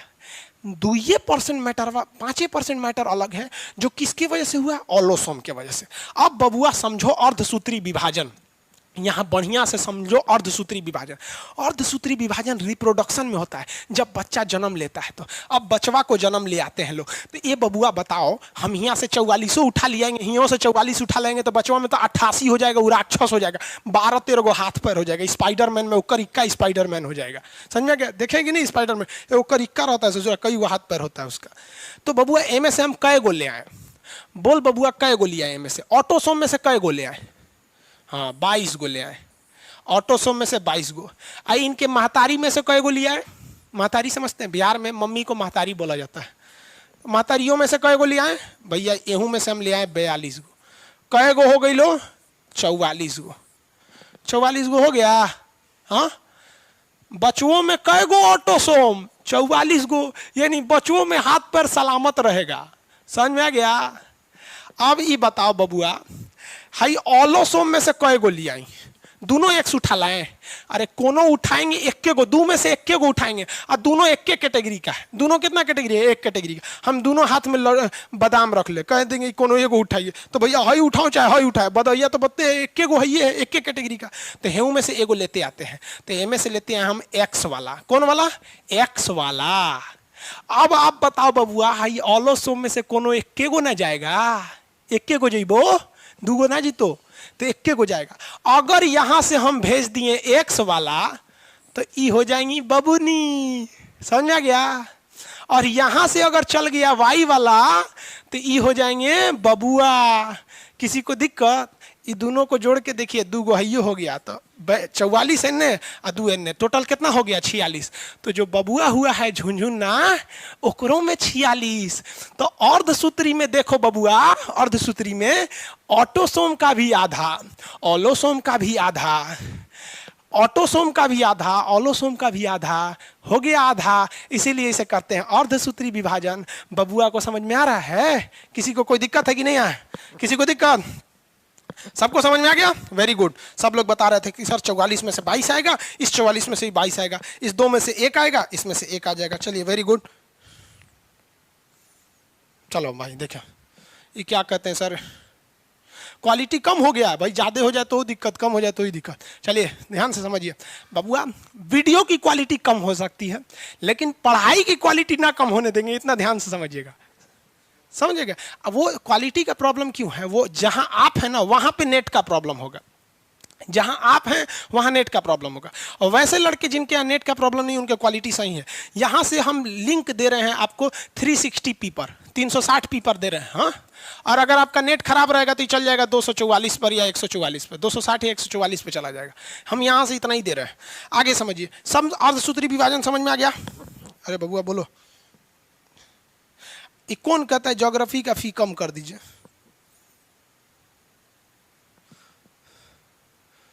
आगे आइए, आप विकलांग हो जाइए, हम फ्री में पढ़ा देंगे। विकलांग लोग का फ्री रहता है। अब इसमें आगे देखिए ध्यान से,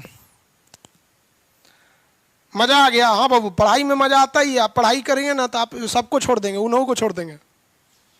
चलिए आगे, अभी इसमें बहुत चीज बाकी है समझाना। चलिए देखिए, अरे यूपीएससी चाहे तो बीपीएससी में जाओ भाई, कहीं भी जाओगे यही पूछेगा। ऐसा थोड़े पूछेगा कि यूपीएससी में जाओगे तो यहाँ 16 हो जाएगा, इसे यूपीएससी में ऐसे हो जाएगा क्या, इतने रहेगा? चलो बबुआ देखो ध्यान से, एक बात बताइए, ऐसा भी तो हो सकता है। कैसा हो सकता है? पहले एक दूसरी बात बताइए, फिर वो बात बताइएगा। अगर हमारे आप में जिसमें भी कितने ऑटोसोम है, 44 जो हमारे शरीर का निर्माण किए हैं, और हमारे आप में लड़की महिला जो भी हैं कितने ऑलोसोम है, 2। अगर किसी व्यक्ति के ऑटोसोम में दिक्कत आएगा तो उसके शरीर के बनावट में कोई ना कोई दिक्कत आ जाएगी। आ जाएगी कि नहीं आ जाएगी? अब आप में से कितने लोग हैं जिनके छांगुर हैं, किसी का 2 आंख है, कोनो का पोंछ है, ये सब है, तो समझ जाइएगा वो बबुआ के ऑटोसोम में दिक्कत है, क्योंकि उसका शरीर टेढ़ टाढ़ हो गया है। समझ में आ गया कि नहीं आ गया? शंकर जी की 3 आंखें थी, हनुमान जी के पोंछ थे, तो ये लोग मानव थोड़े थे, लोग ये लोग भगवान थे लोग यहाँ पे। समझ रहे हैं ना? कि आप इसे अन्यथा नहीं लीजिएगा। कुछ कम पढ़े लिखे लोग होते हैं ना, वो किसी चीज को एकदम पकड़ लेते हैं कि खान सर आप शंकर जी को क्यों बोले? अरे भाई, शंकर जी जैसे आपके लिए आदरणीय है, हमारे लिए भी आदरणीय है। एक्चुअली क्या है कि आप लोग देखे हैं, हम अगर वही एग्जाम्पल ले लेते हैं तो आपको थोड़ा बेहतरीन ढंग से समझ में आ जाता है, अन्यथा हमको ये सब चीजें बोलने से कोई मतलब नहीं बनता है। लेकिन क्या कीजिएगा, किसी का सोच इतना नीचे होता है कि आप मतलब वो हमेशा गलत चीज समझेगा। आप समझ रहे हैं कि नहीं आ रहा है? आखिर हनुमान जी की भी था, हनुमान जी मानव श्रेणी में थे ना, तो वानरी सेना के थे, पूरा उन्हीं के अंडर में था। तो इसको आप अन्यथा नहीं लीजिएगा। रिलीजियस कमेंट हम नहीं करते हैं, वो इसीलिए बोलते हैं ताकि आपको अच्छे से समझ में आ जाए। इसका मतलब जिसके जिसके ऑटोसोम में दिक्कत है उसका शरीर थोड़ा दूसरे डिजाइन का होगा। होगा कि नहीं होगा? आप में से किसी का दिक्कत है तो बोलिए कमेंट करके। डबल बच्चा कैसे हो जाता है? रे भाई वाह, रिप्रोडक्शन में समझियो ना रे भाई। देखो यही एक होता है आप लोग में, जैसे लड़का समझने लगता है ना, वो खतरनाक खतरनाक क्वेश्चन पूछने लगता है। इसका मतलब आज अच्छे से समझ रहे हैं आप। चलो देखो भाई, यहाँ समझिए, इसमें दिक्कत, अगर मान लीजिए इसमें दिक्कत तो शरीर में दिक्कत, और अगर ससुरा ऑलोसोम में दिक्कत हो गया तो वो हो जाएगा हिजड़ा। क्या हो जाएगा? हिजड़ा हो जाएगा। तो आप में से कमेंट करके बताइए ऐसे कितने लोग हैं जिनके ऑलोसोम में दिक्कत है? कमेंट करके देखो, इसको स्पेशली कमेंट देखना चाहिए इसका। कौन है सर? कोई ऑप्शन बताइए। नो सर, कोई दिक्कत नहीं है। चलिए कोई नो सर। अरे भाई कोई तो यस बोलो। देखिए लेस्बियन, गे, एलजीबीटीआई, ये सब का एक यूट्यूब पर वीडियो बनाया, आप देख सकते हैं उसको। हालांकि इसमें भी पढ़ा देंगे जब रिप्रोडक्शन पढ़ाएंगे तब। आप में से बहुत लोग को लग रहा है कि हम रिप्रोडक्शन चैप्टर पढ़ा रहे हैं। भैया ये कोशिका चैप्टर है। समझ में? अभी रिप्रोडक्शन कहाँ से शुरू हो जाएगा? टाइम ज्यादा तो नहीं हो गया? हाँ अच्छा चलिए, किसी को दिक्कत नहीं है, समझिए। बाबू लोग, आप लोग को कितनी बार समझाए 3 बच्चे कैसे हो जाते हैं? ये सब रिप्रोडक्शन का चैप्टर है, कोशिका का मत समझिए। अब आपको बायोलॉजी समझ में आ रहा है तो इसका मतलब कौन चीज हमको कहां से कहां उठा के लेके चल जाएंगे। देखिए अब एक चीज ध्यान से समझिए, जब कभी भी रिप्रोडक्शन होता है, एक क्वेश्चन अजीब पूछा था, लड़का हिल गया था।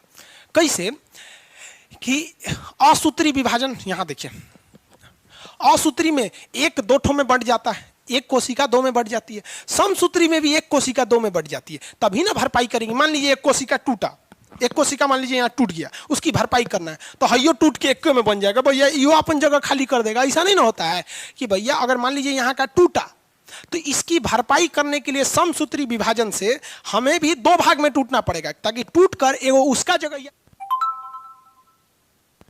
तो समसूत्री विभाजन में भी 2 गो टूटता है, अर्धसूत्री में भी असूत्री में भी 2 गो टूटता है। यानी इन दोनों में एक समानता है कि ये 1 से 2 बन जाते हैं।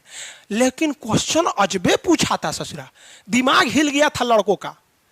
कहा था कि अर्धसूत्री विभाजन में कोशिका कितनी भाग में टूटती है? तो लड़का मार दिया आधा। अरे भैया आधा ना रे, 4 भाग में। तो कहेंगे कि मास्टर साहब सनक गइलो, ये एकदम सनक गइलो खान साहब। देखो बबुआ 4 गो कैसे, देखो ये बाबूजी के ऑटोसोम में एगो विभाजन यहाँ हुआ, याद रखो एगो, इसका आधा पेयर यहाँ आया, एगो हो गया यहाँ। देखते रहो बबुआ, देखते रहो तू। बाबूजी के ऑटोसोम में से एगो विभाजन हुआ और बाबूए जी के ऑलोसोम में से एगो विभाजन हुआ, तो 2 गो तो ही हो गई लो बाबूए जी में। एंगन इनके महतारी में भी होगा, महतारियों में से ही एगो विभाजन हुआ। अरे कहाँ गई लो महतारी वाला? अरे भाई ये मैंने यही समझिए, यहाँ पर ऑटोसोम में भी होगा और ओलोसोम में भी होगा। तो महतारियों में 2 गो विभाजन है, बाबूजी में 2 गो विभाजन। ये विभाजन का जो रेशियो है वो रेशियो आधा आधा का है, लेकिन विभाजन 4 जगह हो रहा है। को जगह? 4 जगह। तो वह कौन सा ऐसा विभाजन है जिसमें कोशिका, एक कोशिका टूट के 4 का निर्माण कर देती है? अर्धसूत्री विभाजन। कितने रेशियो में टूटती है? 2 रेशियो में। समझ में आ रहा है कि नहीं आ रहा? नहीं समझ में आ रहा है तो और अच्छा है। समझे में नहीं आएगा तो सवाल नहीं पूछेंगे, इसे समझ में आ गया होगा अगर दिमाग यही होगा तब। और दूसरे को सोच रहे होंगे लोग तो नहीं आ रहा होगा। अर्धसूत्री विभाजन में 1 ठो कितने का निर्माण कर देती है? 4 ठो का। समझ में आ गया आप लोग अर्धसूत्री विभाजन। बाकी इसका चीज रिप्रोडक्शन चैप्टर में है। सर जी वेरी गुड, अच्छा क्वेश्चन पूछे, वही बताने वाले थे। देखिए एगो लड़का पूछ रहा है कि सर देखो देखो भाई कहाँ पूछ रहा है वो पहले समझो। कह रहा है कि सर यहाँ से 22 गो गया ठीक है, यहाँ से 22 गो आ गया, ये ठीक है, ये तो 44 गो पूरा हो गया यहाँ तक ठीक है, यहाँ से x आ गया और यहाँ से ये दोनों चल गया तो सोच रहा है यहाँ तो 3 गो हो जाएगा, ये हो जाएगा 47। उसका क्वेश्चन पूछने का यही था कि सर अगर ये दोनों चल गया तब भैया अगर दोनों चल जाएगा तो 46 तो होगा नहीं, 47 को हो जाएगा। तो जब कभी भी अर्धसूत्री विभाजन के समय, ध्यान से समझिएगा, जब कभी भी मियोसिस यानी अर्धसूत्री विभाजन के समय क्रोमोजोम की संख्या बढ़ जाए या घट जाए तो ऐसी घटना को हम लोग कहते हैं सिंड्रोम। क्या कहते हैं? सिंड्रोम। कौन सा, क्या कहेंगे? सिंड्रोम। जब कभी भी समसूत्री विभाजन या अर्धसूत्री विभाजन के समय क्रोमोजोम की संख्या बढ़ जाए या घट जाए, इसे हम लोग कहते हैं सिंड्रोम।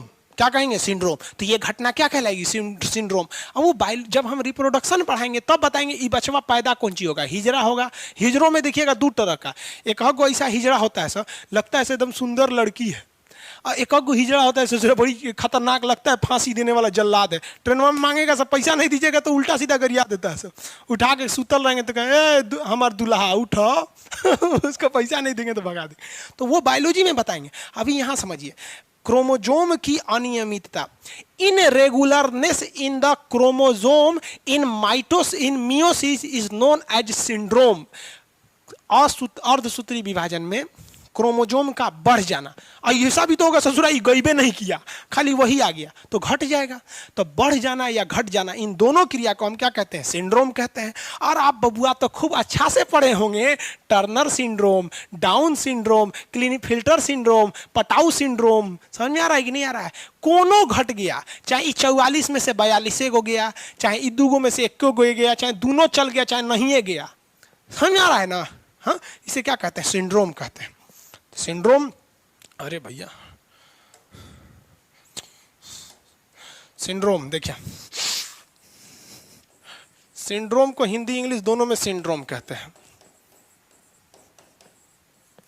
अब अगर आपसे हम कहें कि सिंड्रोम की एक अक्षर में परिभाषा बताइए, तो सिंड्रोम वो क्रिया होती है जिसमें क्रोमोसोम या तो ये ससुरा 46 से क्या हो जाएगा? ज्यादा हो जाएगा, या तो ये जो क्रोमोसोम है, क्रोमोसोम को कुछ और ही लिख दिया, सोम, या तो ये 46 से घट जाएगा, हो गया। This is known as syndrome. Chromosome का बढ़ जाना, क्रोमोजोम का घट जाना सिंड्रोम कहलाता है। अब इसमें 3-4 टाइप के सिंड्रोम याद रखेंगे आप लोग। एक हो गया डाउन सिंड्रोम, एक हो गया क्लिनीफिल्टर सिंड्रोम, एक होता है टर्नर सिंड्रोम, एक होता है आपका पटाउ सिंड्रोम। ये टाइप के कुछ सिंड्रोम हैं जिसके बारे में आपको जानना चाहिए। सिंड्रोम समझ में आ रहा है आप लोग को?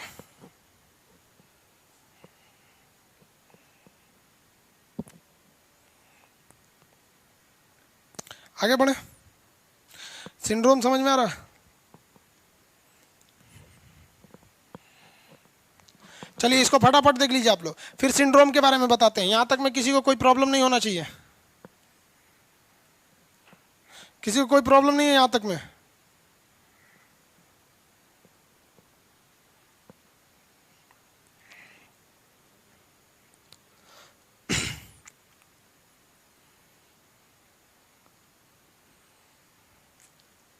आगे बढ़े, सिंड्रोम बता दिए। चलिए अब आगे देखिए, आप कमेंट छोड़िए आप लोग। अब देखते हैं हम लोग, ओहो, टर्नर सिंड्रोम, एक होता है क्लिनीफेल्टर सिंड्रोम, क्लिनीफेल्टर सिंड्रोम। देखो बबुआ, इसमें हो जाता है 45, इसमें हो जाता है 47, ये होता है फीमेल में और ये होता है मेल में। अब दोनों में एक के समस्या हो जाती है, ध्यान से समझिएगा। सिंड्रोम उसे कहते हैं जब क्रोमोजोम में अनियमितता आने लगती है, तो उसे हम लोग क्या कहते हैं? सिंड्रोम। क्रोमोजोम में आने वाली अनियमितता को सिंड्रोम कहते हैं। अब इसमें कई टाइप के सिंड्रोम होते हैं, जिसमें एक होता है आपका टर्नर सिंड्रोम, इसमें क्रोमोजोम की संख्या 45 हो जाती है। एक होता है क्लीनीफेल्टर सिंड्रोम, इसमें हो जाती है 47। ये मेल में पाया जाता है, ये फीमेल में पाया जाता है। इसमें समस्या क्या होती है, फीमेल की साइज छोटी हो जाती है, उसमें बाजपन देखने को मिल जाता है, उससे बच्चे ही पैदा नहीं होते हैं। तो ये हो गया आपका किसमें, टर्नर सिंड्रोम में, समझ आ गया। क्लीनीफेल्टर सिंड्रोम ये सेम मेल में हो जाता है। इसमें मेल जो होता है नपुंसक हो जाता है। नपुंसक का मतलब देखिए, नपुंसक और हिजड़ा में अंतर होता है। हिजड़े जो होते हैं ना, उनके पास मतलब वो शारीरिक रूप से ही वो पुरुष नहीं होते हैं, लेकिन नपुंसक वो होते हैं जो पुरुष होते हैं, लेकिन उनके अंदर मतलब वो सेक्सुअल क्षमता बहुत कम होती है, ना बराबर होती है, उन्हें नपुंसक कहते हैं। तो इसे क्या कहा जाता है, नपुंसकता कहा जाता है। नपुंसक व्यक्ति मतलब उसके पास मतलब पुरुष रहेगा, लेकिन उसमें सेक्सुअल क्षमता नहीं रहेगी, तो उसे क्लीनीफेल्टर सिंड्रोम कहते हैं। तो ये पुरुष में हो गया, ये किस में हो गया, महिला में हो गया। अब आप खुद देखिए, इसमें क्रोमोजोम 46 नहीं है, 45 है, इसमें क्या है, 47 है। समझ आ गया कि नहीं आ गया। तो ये क्रोमोजोम होते हैं। क्रोमोजोम की अनियमितता को क्या कहते हैं लोग, सिंड्रोम कहते हैं। अब एक हो जाता है आपका डाउन सिंड्रोम। ये डाउन सिंड्रोम जो होता है ना, मेल और फीमेल दोनों में हो सकता है। ये अजीब टाइप का होता है डाउन सिंड्रोम, ये आप लोग भी देखे होंगे, डाउन सिंड्रोम। डाउन सिंड्रोम इसमें भी 47 होता है। ये मेल में भी हो सकता है और फीमेल में भी हो सकता है डाउन सिंड्रोम। ध्यान से देखिए, मेल और फीमेल दोनों में हो सकता है डाउन सिंड्रोम। इसमें ना डाउन सिंड्रोम में शरीर अजब हो जाता है, अजीब डिजाइन का सर, होठ हो ऐसे मोटा होकर परोरा ऐसा हो जाएगा, ऐसा हाफसी टाइप का, कुबड़ निकल जाएगा यहाँ पे शरीर में, देखिएगा ना ऐसे कुबड़ निकल जाएगा, इस टाइप का चलता होगा सब। यहाँ मेल फीमेल दोनों में होता है। इतना बड़का जैसे बैल का ऐसे नहीं निकल जाता, वैसे निकल जाएगा, ऐसे चलेगा सब यहाँ पे। उसी को क्या कहते हैं हम लोग, डाउन सिंड्रोम के नाम से जानते हैं। किसी को कोई दिक्कत, मेल फीमेल दोनों में हो जाता है, मंगोलाइट वगैरह हो जाते हैं सब। एक होता है पटाऊ सिंड्रोम। पटाऊ सिंड्रोम इसमें भी 47 हो जाते हैं। पटाऊ सिंड्रोम में कितना हो जाता है, 47 हो जाते हैं। इसमें आप देखेंगे ना, होंठ जो होता है ना ऊपर का कटा होता है। कई लोग को देखा ना, होंठवा ऊपर का कटा रहा है, ऐसा कोई देखो यहाँ, ये भी क्या है भैया, सिंड्रोम है, पटाऊ सिंड्रोम है। तो सिंड्रोम का मतलब ये होता है कि भैया क्रोमोजोम जो है ना, अगर 46 से बढ़ गया या घट गया, इसे क्या कहेंगे, सिंड्रोम कहा जाता है। समझ में आ गया कि नहीं आ गया, किसी को दिक्कत। ये 4 सिंड्रोम मेन याद रखेंगे। टर्नर सिंड्रोम, टर्नर सिंड्रोम महिलाओं में होगा, क्रोमोजोम क्या हो जाता है, घट जाता है, बांझपन देखा जाता है। क्लीनीफेल्टर सिंड्रोम क्रोमोजोम बढ़ जाता है, ये पुरुषों में देखा जाता है, नपुंसकता। आपका ये डाउन सिंड्रोम मेन फीमेल दोनों में होता है, क्रोमोजोम बढ़ जाता है, इसमें मंगोलाइट हो जाता है। मंगोलाइट मतलब घावसी टाइप का हो जाएगा, होंठ हो जाएगा एकदम मोटका मोटका, परोरा ऐसा नहीं, कुबड़ टाइप का ऐसे निकल जाएगा यहाँ पर, वो हो जाता है। पटाऊ सिंड्रोम में होंठ ऊपर का कट जाता है, किसी को कोई दिक्कत नहीं है। कोशिका चैप्टर जो हो गया, इति शरीर एवा खंडे, कोशिका चैप्टर का। इसके बाद आता है आपका उत्तक। उत्तक क्या होता है सर, कोशिका सिद्धांत का पालन वायरस नहीं करता है। आगे देखिए,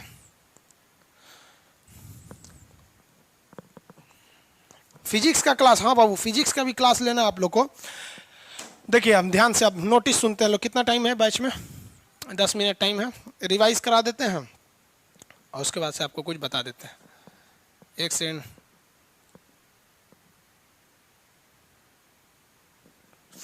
देखिए बाबू अब फिजिक्स की बात कर लेते हैं थोड़ा सा। आज कितना 10:30 हो गया। 11 बजे से आपका पॉलिटी का क्लास चलेगा, 11 से 12:30 वो हो जाएगा। फिर 1 बजे से आपका मैप का क्लास चलेगा। आपका 2 बैच का अलाउंस करना, आपका फिजिक्स कब लेंगे और दरोगा वालों के लिए टॉनिक बैच कब लेंगे। तो दरोगा वाला देखिए, टॉनिक बैच जो होगा दरोगा का, वो 6 PM से, कल कौन सा दिन है, मंगलवार। मंगलवार है, ध्यान दीजिए आप लोग, मंगलवार है कल दरोगा के लिए। यहाँ पे कल 6 PM से जो भी बिहार दरोगा या कोई भी टॉनिक बैच है। टॉनिक बैच कैसे होता है, ध्यान से समझिए। मान लीजिए कि आप जितने लड़के नए हैं जो टॉनिक बैच नहीं पढ़ते हैं, जो पटना वाले होंगे जानते होंगे, जैसे ये कोशिका है ना, तो कोशिका से हम 20 क्वेश्चन दे देंगे टॉनिक बैच में।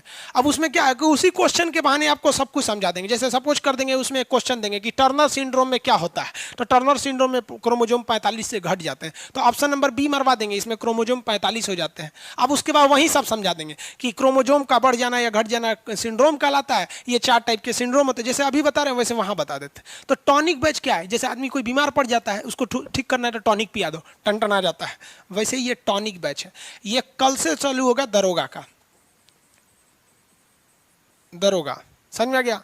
इसके लिए आप लोग को कितना फीस लिया जाए आप ही लोग बताइए फटाफट, कमेंट करके बताएंगे। आप जितना बोलेंगे हम उतना रख देंगे। हाँ, दरोगा का जो दरोगा पीटी, बेवकूफ कह के दरोगा पीटी अभी नहीं लेगा, आप यही पढ़िए एकदम बढ़िया से टॉप करके आइएगा उसमें। दरोगा पीटी के लिए क्रैश कोर्स कौन करेगा? ये जो यही आप लोग जो है ना रेलवे का जो एग्जाम ले रहे हैं ना, आप लोग यही दरोगा में इससे ज्यादा साइंस पूछेगा वो। दरोगा दरोगा चिल्लाता है लो, इसमें पढ़िए आप, फिर सब्जेक्ट वाइज पढ़ लीजिए। एक कितना फीस ले ले? एक कह रहा 200, 11, 99, 25, 50। अरे भाई 10, ये क्या न्योता लिखवा रहा है लोग भाई?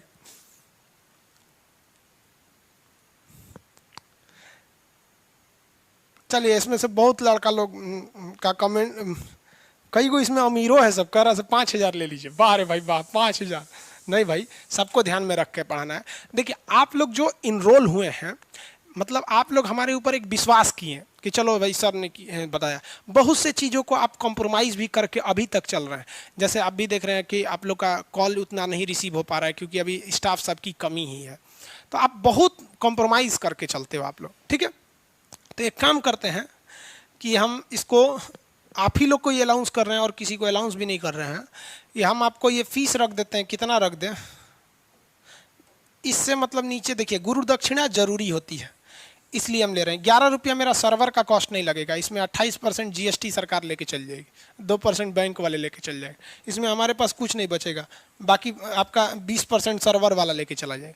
लेकिन एक होता है ना कि गुरु दक्षिणा जरूरी रहता है, तो एक गुरु दक्षिणा के रूप में आपसे 11 रुपया ले रहे हैं, इससे कम में पॉसिबल ही नहीं है। आप भी समझते हैं, बेवकूफ़ तो है नहीं आप। ऑनलाइन कोई भी चीज़ लेंगे आपको सरकार टैक्स काटे के पैसा देती है। आप लोग देखते होंगे आपका पेमेंट कभी कभी फंस जाता है, आप आज पेमेंट दीजिएगा कल मेरे पास पहुंचता है, वो सरकार के पास रहता है, उसने जीएसटी काटती है। तो ये सारा सोच साच के आपको यहाँ दे दिया गया। हमको इसमें से मोटा मोटी बचेगा आपका मतलब 4 रुपया गुरु दक्षिणा के रूप में।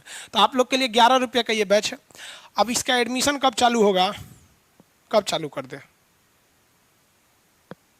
आज शाम को चालू कर देंगे 5 बजे, 5 PM पर आज से चालू हो जाएगा, लेकिन आज से नहीं, मतलब 3 बजे के बाद चालू होगा, 3 PM से, ठीक है। आज से ये 3 PM से 11 रुपये में हो जाएगा। कल 6 PM से इसका क्लास चलेगा। इसका क्लास लंबा चलता है, बहुत 4-5 घंटा चलता है इसका क्लास, ठीक है। इसमें मेन क्वेश्चन को आपको समझा दिया जाता है, इससे कम फी में पॉसिबल भी नहीं है। समझ में आ गया? खुश हैं आप लोग? Thank you. चलिए भाई सब लोग इकोनॉमिक्स का भी क्लास ले लेंगे। हाँ बाबू ले लेंगे, 10 तारीख के बाद, 10 अक्टूबर के बाद इकोनॉमिक्स और हिस्ट्री का भी क्लास आ जाएगा। चलिए बाबू 11 रुपये बहुत है। चलिए, बिहार का लड़का है सभी, सब 11 कहिएगा तो कहेगा सर 1 रुपया ले लीजिए। इससे बहुत बदमाश होता है। चलिए आगे बढ़ जाए, अगला देखते हैं लोग। कुछ कुछ प्रॉब्लम्स आप लोग को भी देखिए, हम भी समझ रहे हैं आप लोग को प्रॉब्लम हो रहा है, तो इसलिए अब फिजिक्स का क्लास आप लोग का कब से होगा? ये फिजिक्स का क्लास का अलाउंस हम कल करेंगे, ठीक है। कल संभवतः हम ये भी बता देंगे कि कल कितने बजे लेंगे, क्योंकि दोनों दिन मंगलवार ही है। हम फिजिक्स का भी डेट का अलाउंस कर देंगे, ठीक है। आगे बढ़े, आज के क्लास को आप सब समझ गए होंगे। अब आप कोशिश कीजिएगा, आप ये मत सोचिएगा कि हम अब एक स्टूडेंट हैं। कोशिका चैप्टर के मामले में आप एक टीचर हैं। कोशिका के मामले में क्या, आप एक टीचर हैं। आप एक अलग क्लासरूम में जाइएगा और एक तो 100-200 रुपये का एक बोर्ड मिलता है, व्हाइट बोर्ड, मार्कर वाला व्हाइट बोर्ड, ज़्यादा महंगा नहीं मिलता है, 100-200 का मिलेगा आपका। एक मार्कर ले लीजिएगा, व्हाइट बोर्ड में लगेगा, अकेले कमरे में रहिएगा, उसको पढ़ाइएगा, देखिएगा कि देखिए बाबू कोशिका क्या होता है। फिर आपके दिमाग में आ जाएगा स्ट्रक्चर कि सर पढ़ाना कैसे है, कहाँ से शुरू करें, तो आएंगे हाँ कोशिका को नाम होता है साइटो मैंने कोशिका होता है, कोशिका का अध्ययन साइटोलॉजी, खोज कौन किया था। तो जिस दिन आप ये टीचर की भावना आ जाएगी ना, उस दिन आपके ऊपर एक मेंटली प्रेशर रहेगा। तो आप ये करते रहिए। अब आप कोशिका के मामले में अब आप क्या हो गए हैं, टीचर हो गए हैं। अब आप एक तो बोर्ड ले लीजिए, उसी पे पढ़ाते रहिए और खाली टाइम पे उसी पे रख के मैथ बनाते रहिएगा, फालतू थोड़ी जाएगा आपको। समझ में आ रहा है आप लोग का? कल आप लोग का दरोगा का क्लास कितने बजे है? 6 बजे, 6 PM से दरोगा। आगे बढ़े, अब कल मिलेंगे हम लोग।